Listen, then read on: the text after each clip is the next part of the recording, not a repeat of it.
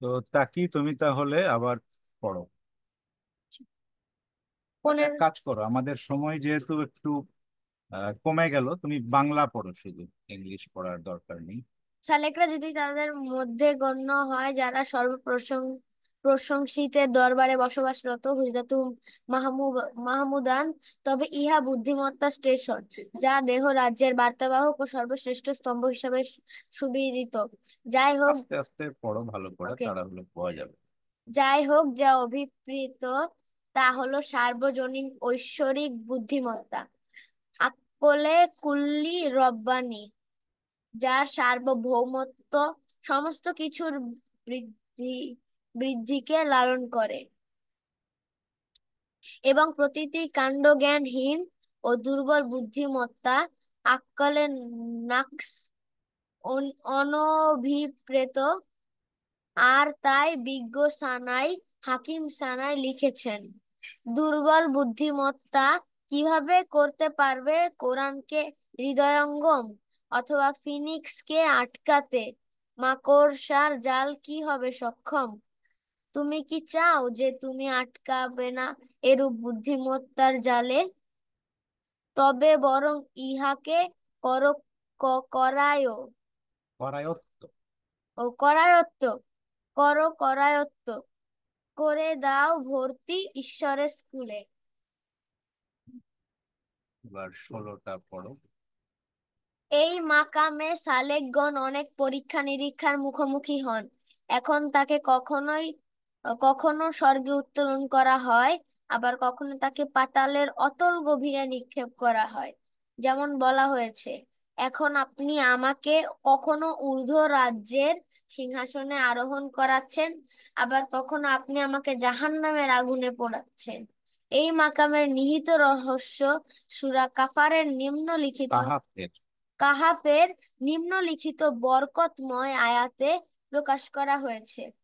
তুমি দেখতে পেতে সূর্য উদয়ের সময় তা তাদের গুহা হতে ডান দিকে হেলে যেত, আর যখন তা অস্তমিত হতো তখন তা তাদের থেকে বাম দিকে নেমে যেত। আর তারা ছিল গুহার অভ্যন্তরে বিশাল চত্বরে, চত্বরে। এ হচ্ছে আল্লাহর নিদর্শন সমূহের একটি। আল্লাহ যাকে পথ প্রদর্শন করেন সে সঠিক পথ প্রাপ্ত, আর যাকে তিনি পথ হারা করেন তার জন্য তুমি কখনো কোনো অভিভাবক, অলি ও পথ প্রদর্শক মুর্শিদ পাবে না। এবার 17 নাম্বারটা। যদি কোনো আত্মা এই একটি আয়াতে লুকিয়ে থাকা ইঙ্গিতগুলি উপলব্ধি করতে পারে তবে ইহাই তার জন্য যথেষ্ট হবে। নিঃসন্দেহে তারাই সেই লোক সকল যাদেরকে তিনি অভিহিত করেছেন। তারা এমন লোক যারা ব্যবসা কিংবা বাণিজ্য কোনটার দ্বারাই ঈশ্বরের স্মরণ থেকে বিচ্যুত হয় না। ওকে, থ্যাংক ইউ। তো তুমি পড়ার সাথে সাথে তোমার কি কোনো উপলব্ধি হলো যেটা তুমি শেয়ার করতে চাও, অথবা কোনো প্রশ্ন জাগলো যেটা তুমি করতে চাও? ওকে, তাহলে আমি একটু প্রথমে শেয়ার করি, তারপরে আপনারা সবাই যোগ করবেন। যে প্রথম যেই উপত্যকা সম্পর্কে আমরা পড়েছিলাম, আপনাদের হয়তো কিছু কিছু মনে আছে।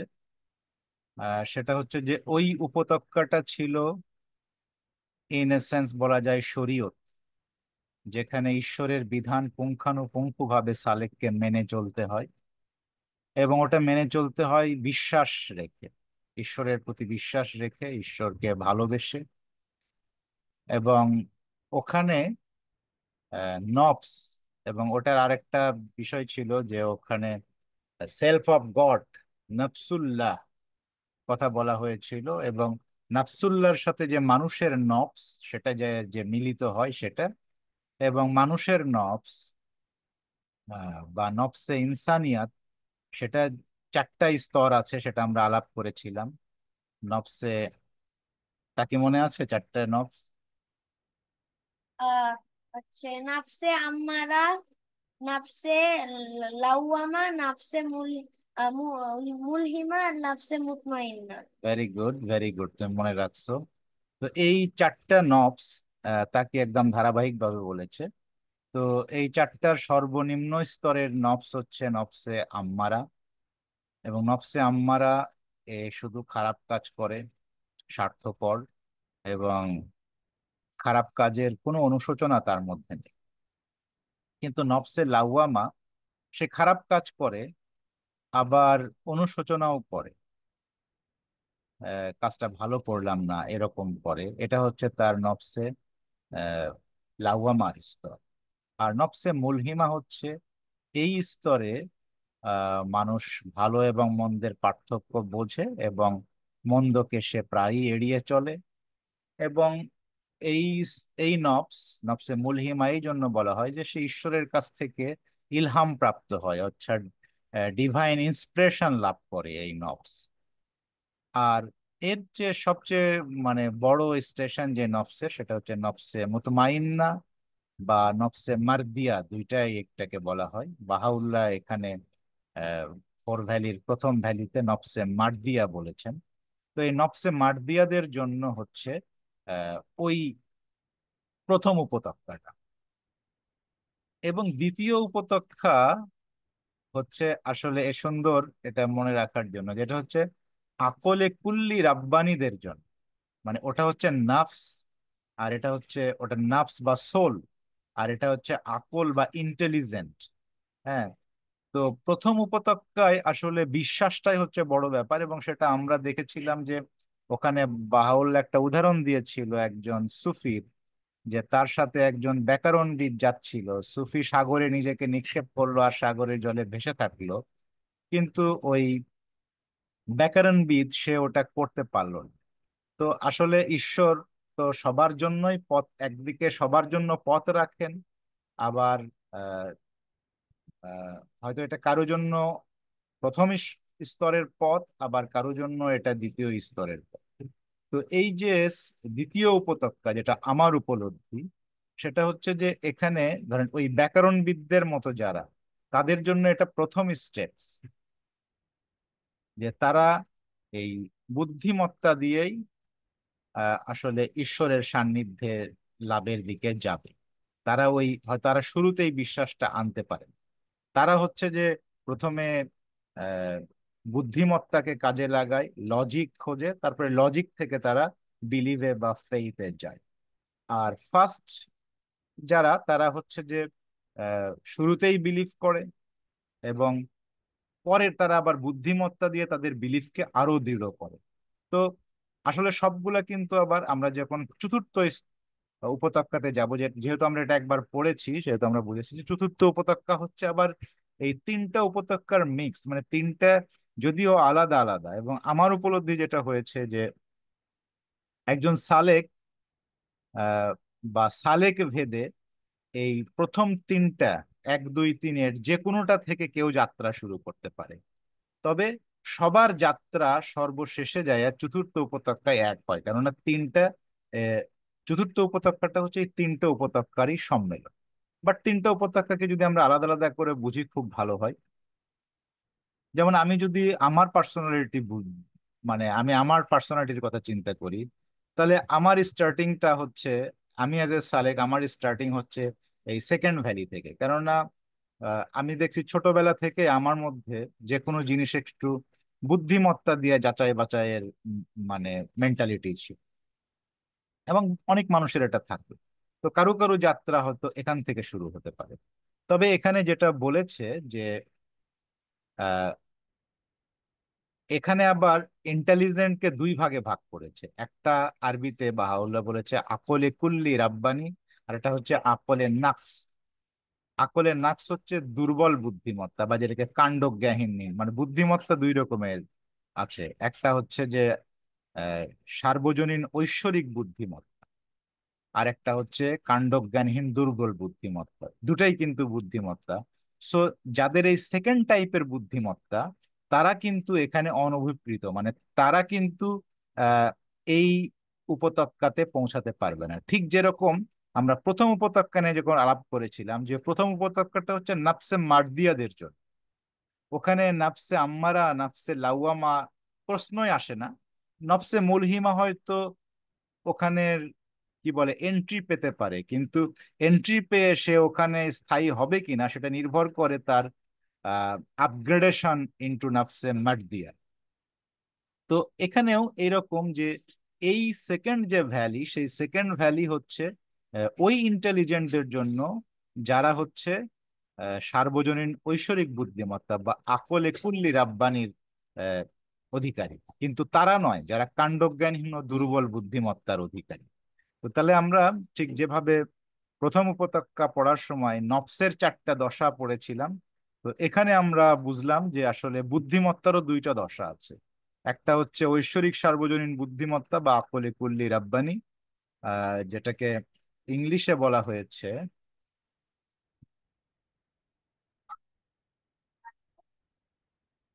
Universal divine intellect. আর একটা হচ্ছে ভেইন অ্যান্ড ফিবেল মাইন্ড, যেটা দুর্বল বুদ্ধিমত্তা বা আকলে নাকস, সেটাকে ইংলিশ ট্রান্সলেশন করা হয়েছে ভেইন অ্যান্ড ফিবেল মাইন্ড। আর যেটা আকলে কুল্লি রাব্বানি, সেটাকে বলা হয়েছে ইউনিভার্সাল ডিভাইন ইন্টেলেক্ট। তো এই 2টা ভাগ আছে।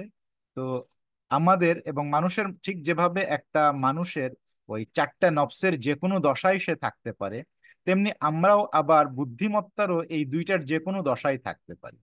তো তাহলে আমরা যদি সালেক হিসেবে ঈশ্বরের সান্নিধ্য লাভ করতে চাই, তাহলে আমাদেরকে এইটা যাচাই করতে হবে যে আমি কি, আমার ইন্টেলেক্টটা কোন স্টেটের ইন্টেলেক্ট।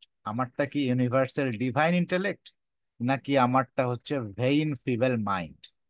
এইটা হচ্ছে যে আমাকে কেয়ারফুল থাকতে হবে। তো বাহুল্লাহ এটা বলে হাকিম সানাই, উনিও একজন বিখ্যাত সুফি কবি। ঠিক যেভাবে রুমি, জালালউদ্দিন রুমি, তারপরে সাদি, ওনারা যেই লেভেলের, যেই ধরনের, যেই ঘরানার কবি, হাকিম সানাইও ওই একই ঘরানার কবি। তো হাকিম সানাইয়ের এই কবিতার চরণ বাহুল আবার কোট করেছে। হাকিম সানাই বলছে যে দুর্বল বুদ্ধিমত্তা কিভাবে পারবে কোরআনকে হৃদয় করতে, কোরআনকে হৃদয়ঙ্গম। তো ওই দুর্বল বুদ্ধিমত্তা ওই আকলের নাকস, ওই আকলের নাকস যেটা যেটা হচ্ছে ইংলিশ করা হয়েছে ফিবেল, ভেইন অ্যান্ড ফিবেল মাইন্ড। বলছে যার ভেইন অ্যান্ড ফিবেল মাইন্ড আছে সে কোরআনকে হৃদয়ঙ্গম করতে পারবে। এখন যখন হাকিম সানাই লিখেছে তখন তো কোরআনিক পিরিয়ড ছিল। তো আমরা এটা কোরআনের জায়গায় চিন্তা করতে পারি, যেটা যে কোনো ডিভাইন রেভিলেশন, ডিভাইন রেভিলেশনকে আন্ডারস্ট্যান্ড করার জন্য আসলে ওই ইউনিভার্সাল ডিভাইন ইন্টেলেক্ট দরকার। এইটা এই ভেইন ফিবল মাইন্ড দিয়ে ওটাকে করা যায় না। তো ওটা এইরকম পরের চরণে সেটা যে অথবা ফিনিক্সকে কি আটকাতে পারে মাকড়স, ফিনিক্সকে আটকাতে মাকড়সার জাল কি হবে সক্ষম। ঠিক যেভাবে ধরেন যে ওই একটা ফিনিক্স পাখি, যদিও এটা একটা কাল্পনিক পাখি, তো অ্যানি পাখি মানে পাখি কিন্তু মাকড়সার জালে আটকাবে না, মাকড়সার জালের ওই শক্তি নাই। তো তেমনি যে ডিভাইন যেই নলেজ বা ঈশ্বরের যেই জ্ঞান, সেইটা আসলে ওই আকলের নাকস যেটা ফিবেল মাইন্ড, এই ফিবেল মাইন্ড দিয়ে ওইটা ধারণ করা সম্ভব না। ঠিক যেভাবে মাকড়সার জাল কোনো পাখিকে আটকাতে পারে না, মাকড়সার জাল হয়তো দুর্বল পোকা টোকাকে, মশা মাছিকে আটকাতে পারে।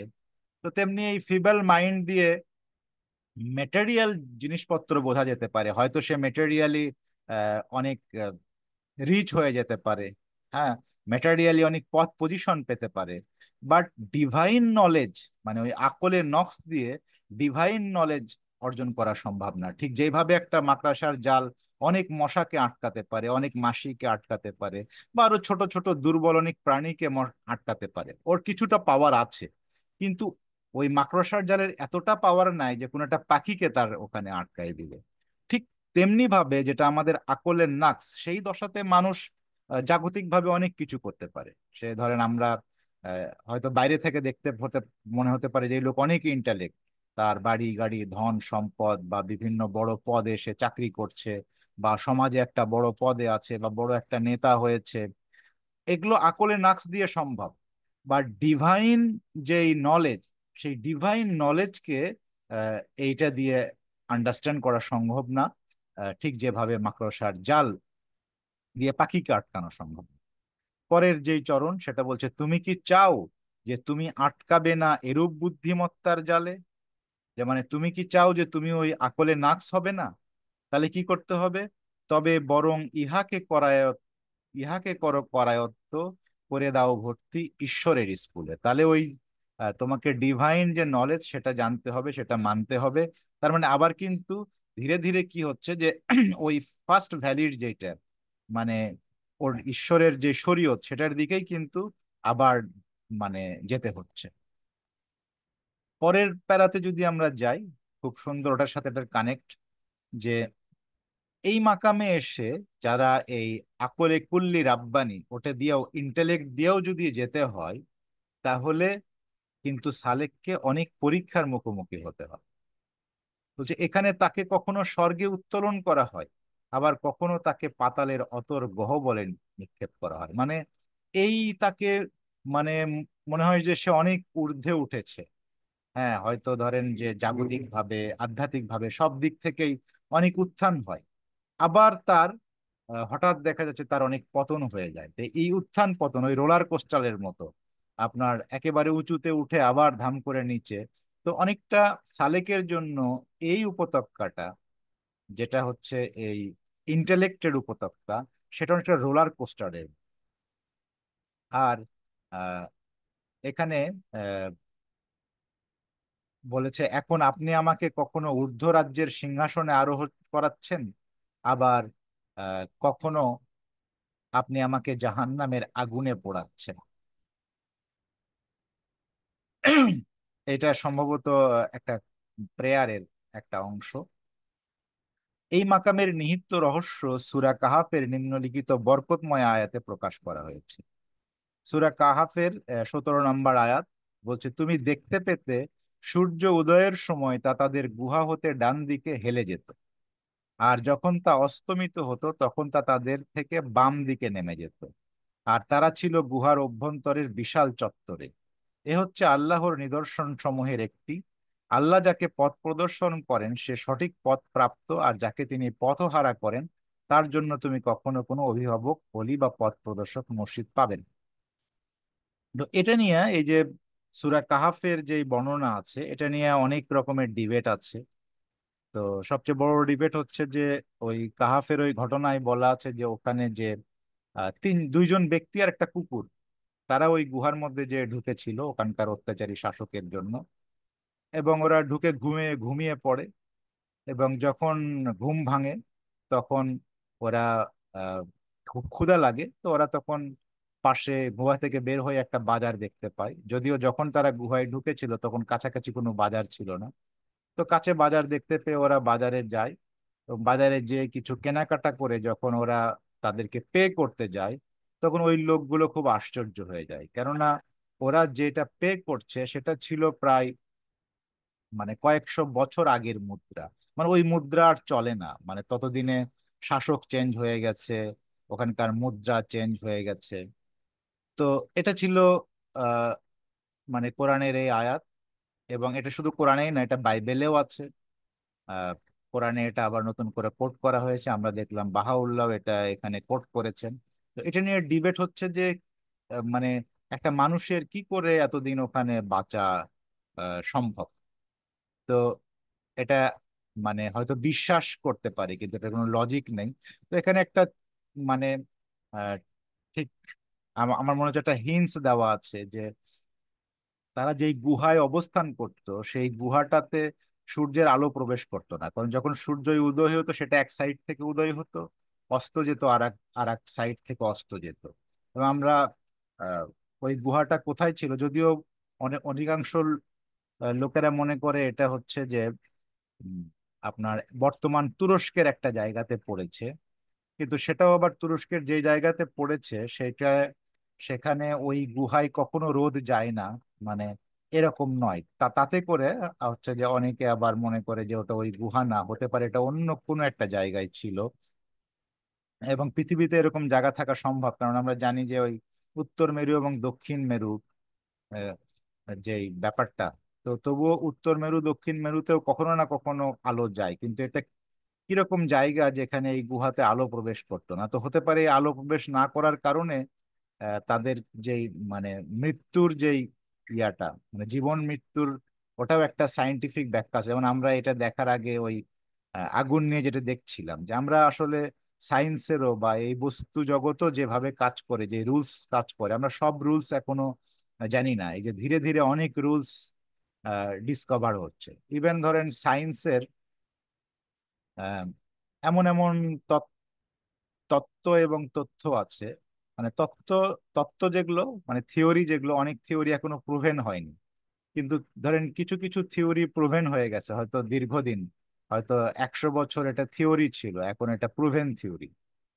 100 বছর এটা হাইপোথিসিস ছিল, এখন প্রুভেন থিওরি। তো দেখা যাচ্ছে এই প্রুভেন থিওরিটা হচ্ছে রিসেন্ট হলো। আবার কিছু কিছু এমন আছে যে ডিসকভারি রিসেন্ট হচ্ছে, মানে থিওরির আগেই ডিসকভার হয়ে যাচ্ছে, আমরা জানতে পারতেছি। আমরা অনেক কিছু এখনো জানি না। তো এটা কেন এই উপত্যকা সম্পর্কে বললো, সেটা আমি যখন আমাকে এই প্রশ্ন করলাম, তখন আমার কাছে মনে হলো যে যেহেতু এটা আকলের কথা বলছে, ইন্টেলেক্টের কথা বলছে এই উপত্যকাতে, সো আমাদের আহ, এই যে যেটা ইউনিভার্সাল ডিভাইন ইন্টেলেক্ট, হ্যাঁ, এটা হচ্ছে যে একটা গ্রুপ। যেমন আমরা যদি দেখি, যেমন আব্দুল বাহা সম্পর্কে, যে আব্দুল বাহা সায়েন্স সম্পর্কে অনেক কথা বলেছেন, এবং উনি যখন আমেরিকাতে যে সায়েন্টিস্টদের সাথে কথা বলেছেন, তখন আহ, অনেক সায়েন্টিস্টরা বলেছেন যে সাধারণত যারা সায়েন্টিস্ট, সায়েন্স নিয়ে চর্চা করেন, তারা ছাড়া সায়েন্টিস্টদের সাথে কথা বললে সাধারণত সায়েন্সের সাবজেক্ট নিয়ে কেউ আহ, মানে স্বতঃস্ফূর্ত কথা বলতে পারে না। কিন্তু আব্দুল বাহা যখন তাদের সাথে কথা বলতেন, মানে তারা অনেকেই আশ্চর্য হয়ে যেত। একবার তো এক সায়েন্টিস্ট তাকে প্রশ্ন করলেন যে আপনি কি করে এগুলো জানেন? তো আব্দুল বাহা বলেছিলেন যে আমি যদি জানতে চাই আমি জানতে পারি। তো এই যে আব্দুল বাহার যে ইন্টালেক্ট, আমার কাছে মনে হয়েছে যে সেটা হচ্ছে ইউনিভার্সাল ডিভাইন ইন্টালেক্ট, আকলে কুল্লি রাব্বানি। এবং আব্দুল বাহা যেহেতু বলছে look at me, follow me, B as I am, so আমাদের সম্ভাবনা আছে ওই আকলি, মানে আমরা যদি ধরি যে আব্দুল বাহার যে আকলে রাব্বানি সেটা পারফেক্ট 100%, আমরা হয়তো ওই 100%-এ যেতে পারবো না, বাট সাম ডিগ্রি, মানে আমাদেরও ওটা, ঠিক যেভাবে ওই চারটা নফসের দশা, ঠিক আমরা ধরি যে ওই চারটা নফসের মধ্যে বাহাউল্লাহ, আব্দুল বাহা বা ওনারা নাফসে মার্দিয়ার একদম শীর্ষ, কিন্তু আমাদের মধ্যেও নাফসে মার্দিয়া হওয়ার যেমন পসিবিলিটি আছে, তেমনি ওনারা আকলে রাব্বানির সর্বশীর্ষ, কিন্তু আমাদের মধ্যেও এক সাম ডিগ্রি আকলে রাব্বানি অ্যাচিভমেন্টের জন্য মানে সম্ভাবনা আছে। তো যখন আমরা এই যে অবিশ্বাস করি অল্পতেই, যে না এখন মানে সায়েন্সের প্রেজেন্ট ডিসকভারি বা বর্তমানে সায়েন্স যতটুকু জানে তার ভিত্তিতে যখন আমরা এইসব জিনিসকে ডিনাই করে দেই, সেটা তখন আকলে নাকসের মতো, এটা অনেকটা ওই ফিভেল মাইন্ড। তো আবারও কিন্তু ওই ডিভাইন ইন্টেলেক্টের সাথে আমি দেখতে পাচ্ছি যে আবার ওই বিশ্বাসের একটা সম্পর্ক আছে, যে তাকে মানে ফার্স্ট যেই উপত্যকা, প্রথম উপত্যকার সাথে, সেই জন্যই আমার মনে হয় যে ওটাকে এই জন্য প্রথম উপত্যকায় দিছে, যে দ্বিতীয় উপত্যকা বোঝা যাচ্ছে যে অলওয়েজ প্রথম উপত্যকার সাথে একটা কানেক্টেড, মানে প্রথম উপত্যকা ছাড়া দ্বিতীয় উপত্যকাতে যাওয়া যাচ্ছে না। ঠিক যেভাবে আপনি সিঁড়ি দিয়ে ওঠার সময় আপনি প্রথম সিঁড়ি তে না পা রেখে দ্বিতীয় সিঁড়ি যেতে পারেন না, হ্যাঁ। তো ঠিক এইরকমই আবার মনে হচ্ছে যে এটা ওই প্রথম সিঁড়িকে বারবার টাচ করছে, যে আমার যদি ইন্টেলেক্ট দিয়েও বুঝতে চাই, তো ইন্টেলেক্টের সাথে আমাদের বিশ্বাস লাগবে। কিন্তু কেউ কেউ হয়তো ইন্টেলেক্ট ছাড়াই বিশ্বাস করতে পারে। তো ইন্টেলেক্ট ছাড়াও বিশ্বাস করলে তাকেও আবার পরে ইন্টেলেক্টের স্পর্শে আসতে হবে তার বিশ্বাসকে আরো দৃঢ় করার জন্য। এরপরে যদি 17-তে যাই, 17 হচ্ছে যদি কোনো আত্মা এই একটি আয়াতে লুকিয়ে থাকা ইঙ্গিতগুলি উপলব্ধি করতে পারে, তবে ইহাই তার জন্য যথেষ্ট হবে। নিঃসন্দেহে তারাই সেই লোক যাদেরকে তিনি অভিহিত করেছেন। তারা এমন লোক যারা ব্যবসা কিংবা বাণিজ্য কোনোটার দ্বারাই ঈশ্বরের স্মরণ থেকে বিচ্যুত হয়নি। তো আমি এই 17টাও কেন এর সাথে যোগ করলাম, সূরা নূরের 37 নম্বর আয়াত, যে শেষেরটার মধ্যেও আগের দুইটার একটা সাপোর্টিং কথা আছে, মানে এই তিনটা মিলে একটা সম্পূর্ণ বক্তব্য হয়। আমার দৃষ্টিতে, যদিও পরের গুলোও একই ইয়া সম্পর্কে, তো অ্যাটলিস্ট এই তিনটা থেকে। তো সেটা হচ্ছে যে আহ, এই যে তারা এমন লোক যারা ব্যবসা কিংবা বাণিজ্য কোনোটা দ্বারা ঈশ্বরের স্মরণ থেকে বিচ্যুত হয় না। তার মানে আবার এই আকলে রাব্বান মানে আকলে কুল্লি রাব্বানির জন্য যেটা ইম্পর্টেন্ট, সেটা হচ্ছে যে এই যে ঈশ্বরের স্মরণ। তার মানে সবার সময় ঈশ্বরকে মনে রাখা, ঈশ্বরের পথে চলার আকুতি, আকাঙ্ক্ষা।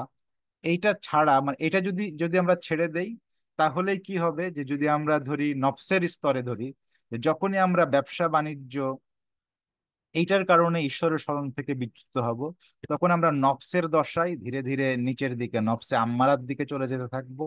আর ইন্টালেক্টের জায়গায় আমরা ওই যে ফিবেল মাইন্ডের দিকে যেতে থাকবো, আকলে নাকসের দিকে যেতে থাকবো।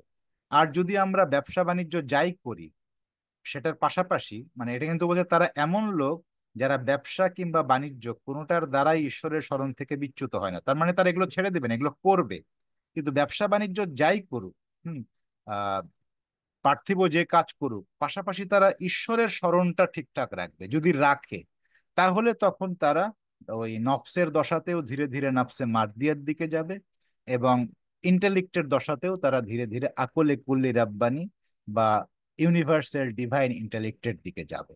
সো এটাই হচ্ছে সেকেন্ড উপত্যকা সম্পর্কে জাস্ট তিনটা প্যারা পড়ে যে আমার যে উপলব্ধি, সেটা আমি আপনাদের সাথে শেয়ার করলাম, এবং এবার আপনাদের কথা শুনবো। তো প্রথমে কে বলবে?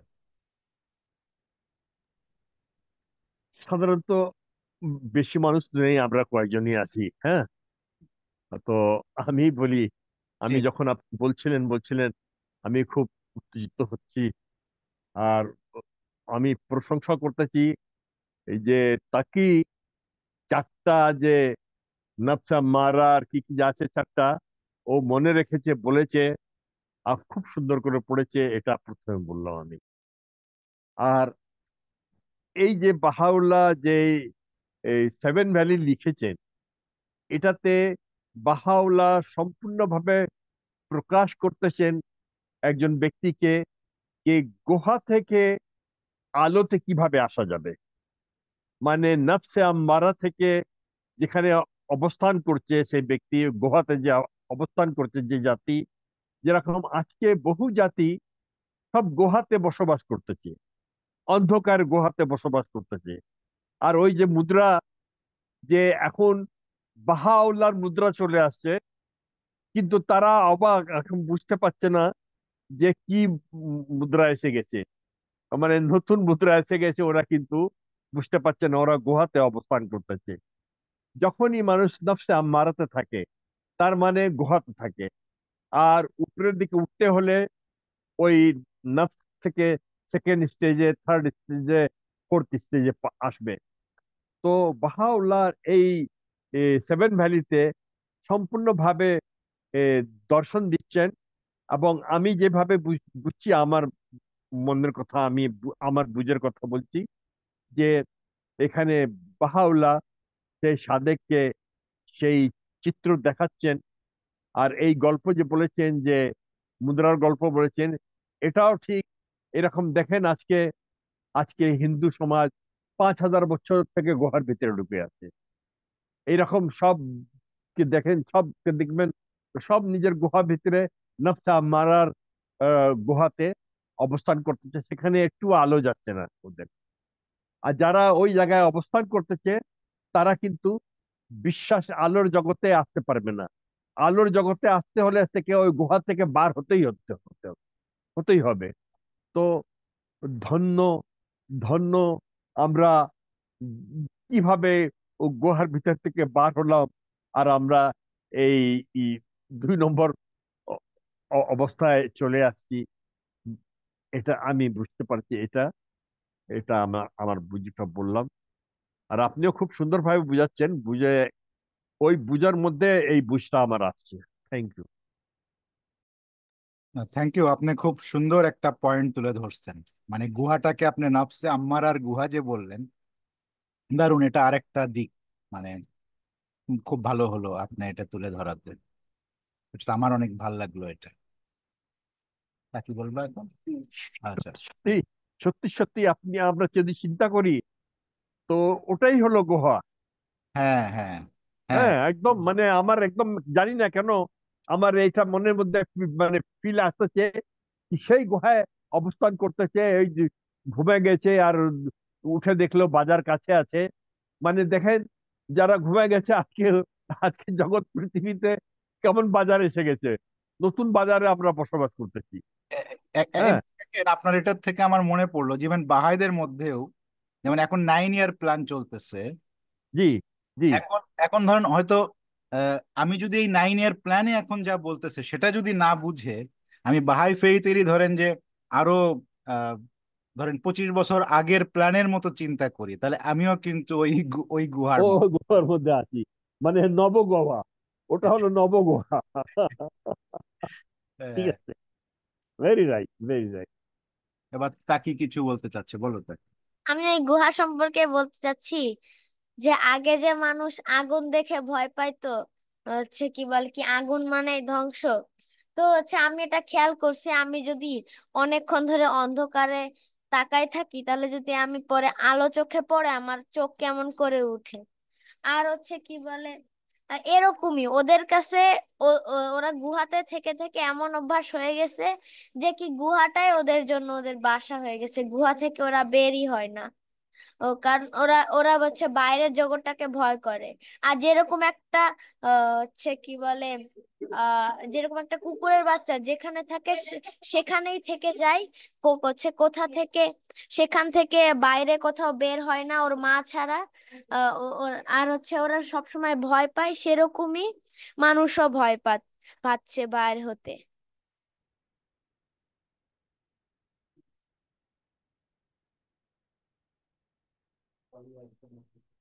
বাসায় আছে, 5 মিনিট পরে আসি। অবশ্য 9টা বেজে গেছে। পরে মাথায় আচ্ছা যান আসবে।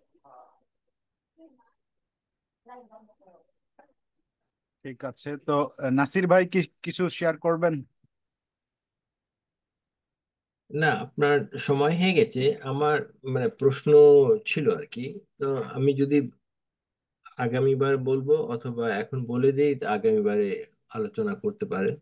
হ্যাঁ, বলে দেন, তাহলে আমরা আগামী দিনে আবার ওখান থেকেই শুরু করবো তাহলে। আচ্ছা, এই যে চারটা উপত্যকা নিয়ে যে কথা বললেন, এই যে কোয়ালিটিস, যেমন আহ, দ্বিতীয় উপত্যকার মধ্যে যেটা আছে যে খারাপ জিনিস করে কিন্তু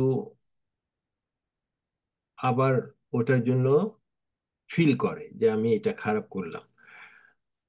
তো এতে তো মানুষের মধ্যে কোয়ালিটি আছে, কিন্তু সব সময় যে ভালো কোয়ালিটিস করে এমন লোককে খুঁজে পাওয়া খুব দুরূহ ব্যাপার।